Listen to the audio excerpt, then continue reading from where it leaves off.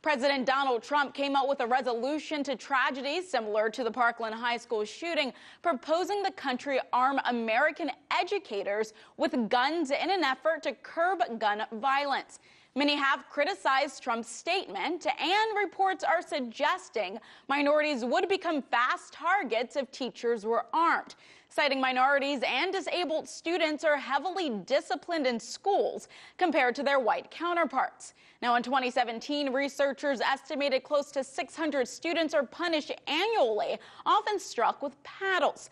Now, their punishers could be armed. Joining me now to further this discussion is Mathew Fogg, retired Chief Deputy U.S. Marshal. Thank you so much for joining me today, Mathew. And now, what do you think about the idea of arming teachers?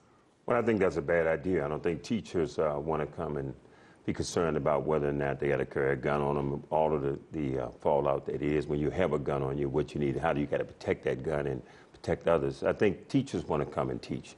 I think what you should do is, if you really believe that we need to have that type of security in the school, then you hire people that are professionals in that area, like law enforcement people, who would know how to handle those weapons and how to use them if something was to occur. There's so many things that can happen when you're talking about a teacher carrying a gun. Maybe if a student gets upset or something happens where that teacher is just firing. If that teacher doesn't have the training that law enforcement has, they may, wind up shooting kids and everything else, trying to shoot a target. So it's a lot of, to me, fallout that's not a good idea. And many would agree with you, Mathew. I want to read you a quote from an Intercept article. It says Trump's proposal ignores the truth. Quote, flooding America's classrooms with guns would almost certainly result in greater numbers of dead students, those who disproportionately vulnerable to the state-sanctioned violence that already pervades America's schools, children of color and those with disabilities. Now, what do you say to this? What's the solution to gun violence? Well, the first thing is you got to understand, yes, race is still a very important part of America. And as we see all incidents, even in law enforcement, we see who turns out to be to get the brunt end of a lot of laws and shootings and so forth when it comes down to law enforcement, disproportionate black. So I think that the bottom line, again, is not to bring an added problem to the school by giving these guns to teachers. Again, I think it's security. I think if you really believe that we need to, and of course these are soft targets, we call them soft targets, where gun-free zones. But if we believe that this is going to start happening more and more, which I do believe, because there's so many guns on the street, then I think what we need to do is have armed security people in those schools that can handle that situation. And like I said earlier, Dick's Sporting Goods and Walmart, they're limiting the sales of firearms and raising the buying gun age to 21.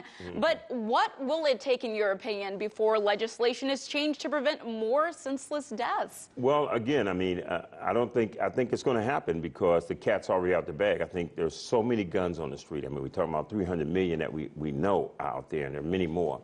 I think the fact is that you just got to take these soft targets and you got to now begin to bring in metal detectors, make them more secure. That's the only way you can handle this situation. I believe that, again, we're looking at a country that, when we start talking about regulations on guns, I think that we should know who's carrying AR-15s, assault-type weapons. We should be aware of that. And so registration, making certain that everyone who has a weapon is registered with that weapon, and we know who you are and where you are.